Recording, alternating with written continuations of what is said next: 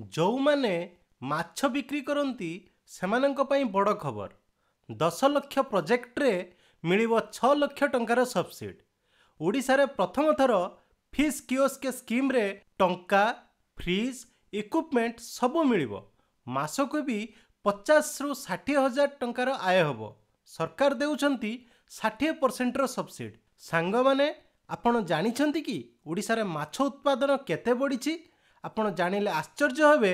मात्र 5 वर्ष मध्यरे यह 4.70 लाख मेट्रिक टन रु बढ़ी 8.16 लाख मेट्रिक टन ले पहुंची। उत्पादन बढ़िला किंतु आमे जोंठारु माछ किणुचु से बाजार रे केते स्वच्छ? उत्तर हेउची प्रायत नुहे। जदि आपण माछ किंबा एक्वेरियम रो व्यवसाय आरंभ करिवा को चाहुचंती, सरकार आपनको 10 लाख टंकार प्रकल्प रे 6 लाख टंका पर्यंत सीधा सड़क सब्सिडी देबे।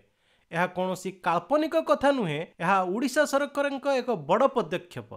आज आमे PMMSY अर्थात CS स्कीम अधीन थिबा फिश कियोस्क योजना विषय संपूर्ण विश्लेषण करिबा। वीडियो रे शेष पर्यंत रुहंतु, जहा फल रे आपण आवेदन करिया पई समस्त गुरुत्वपूर्ण सूचना पाई परिबे। ओडिशा रे विपुल मत्स्य संपद रहिछि। एहाकु सठिक भाव रे व्यवहार करिया पई मत्स्य विभाग प्रधानमंत्री मत्स्य संपद योजना अर्थात PMMSY अधीन रे एई फिश कियोस्क योजना आनिछंती। यार मुख्य लक्ष्य हेउची प्रथम रे राज्य रे आधुनिक तथा हाइजेनिक माछ विक्रय केंद्र प्रतिष्ठा करिबा। द्वितीय रे भल गुणवत्ता अर्थात फ्रेश क्वालिटी युक्त माछ और माछ जातीय उत्पाद ग्राहक को जगाई दवा। तृतीय रे होउची बिक्री समय रे माछ को ताजा अवस्था रे रखिबा एवं क्षति को रोकिबा। चतुर्थ रे माछ और कियोस्क चलाउथुवा व्यवसायी एवं माछ जगाउथुवा चाषी माननकु युक्तियुक्त लाभ अर्थात रिजनेबल रिटर्न्स प्रदान करिबा। आर्थिक सहायता होउची योजनार सबुठु बड़ आकर्षण। गोटे फिश कियोस्क जेउथिरे एक्वेरियम किंबा आलंकारिक माछ कियोस्क मध्ये अंतर्भुक्त, सेथिपाई आपनको मोट खर्च 10 लाख टंका धार्य करा जायछि। ए योजना रे दुई प्रकार सब्सिडी व्यवस्था रहिछि। प्रथमटी हला साधारण वर्ग अर्थात जनरल कैटेगरी। ए वर्गर हिताधिकारी माने 40% सब्सिडी पाइबे, जहा कि 4 लाख टंका। द्वितीय रे होउछि अनुसूचित जाति जनजाति एवं महिला वर्ग अर्थात SC ST वुमेन कैटेगरी। एही श्रेणीर हिताधिकारी माने सबुठारु बड़ सुजोग रहिछि। सेमाने 60% पर्यंत सब्सिडी पाइबे, जहा कि 6 लाख टंका। मने रखंतु एही सब्सिडी सहायता प्रकल्प प्रकृत खर्च उपरे आधारित हेबो, किंतु सर्वाधिक खर्च 10 लाख टंका पर्यंत यूनिट मूल्य उपरे मिलिबो। प्रकल्पटी बैंक फाइनेंस किंबा सेल्फ फाइनेंसिंग माध्यम रे कार्यकारी करा जाई परिबो। एबे आसंतु जानिबा किए एही योजनार लाभ नै परिबे। प्रथम रे हला हिताधिकारी जणे ओडिशार स्थायी बासिंदा हेइथिबा दरकार एवं तांको पाखरे परिचय तथा बासिंदा प्रमाण अर्थात आधार कार्ड थिबा निहाती आवश्यक। द्वितीय रे तांको नाम रे ओडिशा राज्यर एक बैंक अकाउंट थिबा निहाती दरकार।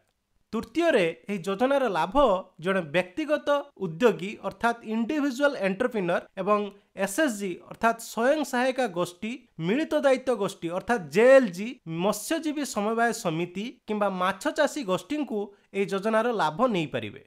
चतुर्थ रे हिताधिकारी को निजर प्रस्तावित कियोस्क पई जमी मालिकाना अर्थात निज नाम रे जमी थिबा दरकार किंबा सर्वनिम्न 10 वर्ष पई से जमी लीज नै थिबा दरकार। ए जो लीज नै थिबे ताहार प्रमाण मध्य सरकार को दबाकू पड़िबो। शहरी अंचल रे एही कियोस्क को प्रतिष्ठा करिया पई अधिक प्रायोरिटी दिया जाउछि। एही कियोस्क पई आवश्यक भित्तिभूमि रे डिस्प्ले कैबिनेट, रेफ्रिजरेशन सुविधा, स्टोरेज सुविधा, ताजा माछ रखिबार व्यवस्था अर्थात लाइव फिशिंग हैंडलिंग फैसिलिटी एवं आसबपत्र आदि अंतर्भुक्त रहिबो। एही योजना को कार्यकारी करिवा पई मत्स्य निर्देशालय अर्थात डायरेक्टरी ऑफ फिशरीज सहित जिला मत्स्य अधिकारी माने अर्थात DFOs ए कार्य करूछंती। एही योजनार मुख्य पदक्षेप गुड़िक हला DPR दाखल। हिताधिकारी को एक स्वनियंत्रित DPR अर्थात सेल्फ कंटेनेटेड DPR प्रस्तुत करने को पड़िबो, जहा कि माछ कियोस्कर टेक्नोलॉजिकल स्पेसिफिकेशन एवं प्रकल्पर खर्च एवं युक्तियुक्तता अर्थात जस्टिफिकेशन सहित विस्तृत तथ्य बहन करिवो। द्वितीय रे होउची मार्केटिंग। DPR रो यूनिट मूल्यर 10% पर्यंत मार्केटिंग, ई-मार्केटिंग, ब्रांडिंग एवं प्रचार कार्यकलाप पई उद्दिष्ट होई पारे। तृतीयटी होउची स्क्रूटिनी एवं अनुमोदन। समस्त DPR गुड़िक राज्यस्तरीय वैश्विक कमिटी अर्थात SLTC state level technical cell द्वारा जांच करा जिवो। चतुर्थरे होउची कार्य आरंभ एसएलटीसी रु अनुमोदन एवं बैंक रु गो हेड लेटर पाइबा परे हिताधिकारी माने कियोस्क निर्माण कार्य आरंभ करि परिबे। पंचमरे होउची सब्सिडी प्रदान निर्माण समाप्त हेबा परे एहाकु एसएलटीसी द्वारा निरीक्षण करा जिवो। एहा परे डिजिटल बैंक ट्रांसफर अर्थात डीबीटी किंबा आरटीजीएस किंबा एनएफटी माध्यम रे सब्सिडी राशि हिताधिकारी अकाउंट को सीधा सड़क छड़ा जाई परिबो। प्रकल्पर स्वच्छता बजाय रखिया पई समस्त प्रकल्प गुडी को जियो टैगिंग करा जिवो एवं हिताधिकारी तालिका मत्स्य निर्देशालय वेबसाइट रे अपलोड करा जिवो। ओडिशा सरकार को प्रयास केवल माछ व्यवसायर आधुनिकरण पाई नुहे बरं उपभोक्ता को उत्तम गुणवत्ता युक्त सामग्री जगेबारे सहायक हेबो। जदि आपण जने ओडिया बासिंदा एवं मत्स्य क्षेत्र में विनियोग करने को चाहूँगी विशेषकर जदि आपण एससी एसटी किंबा महिला वर्ग रे अटंती एवं 60% सब्सिडी लाभ उठाइबा चाहूँगी तेबे तुरंत आवेदन प्रक्रिया आरंभ करंतु। योजना संबंधी अधिक सूचना एवं आवेदन फॉर्म पाई आपण जिला मत्स्य अधिकारी कार्यालय सहित जोगाजोग करि परिबे। एही योजना माध्यम रे ओडिशा सरकार माछ व्यवसाय को ऑर्गेनाइज्ड एवं स्वच्छ करने को चाहूँगी। आधुनिक कियोस्क पई अनुदान प्रदान करी सरकार मत्स्यजीवी किंबा उद्योगी माननकु सीधा सड़क सहायता प्रदान करुछंती जहाँकि स्वच्छता बजाय रखिबा एवं विक्रय समय रे माछर क्षति को रोकिया पई अत्यंत गुरुत्वपूर्ण।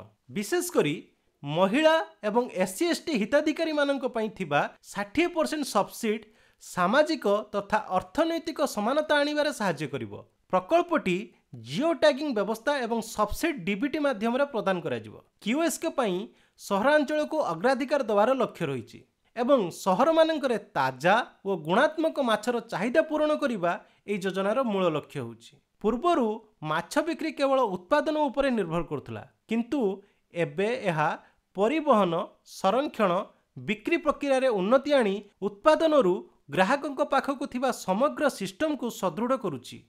ए सूचना जदि आपको भल लगिला तेबे वीडियो को लाइक करंतु, चैनल को सब्सक्राइब करंतु। आमे परवर्ती वीडियो रे आपनक पई एमिति आउ किछि लाभदायक योजना विषय रे आलोचना करिबा।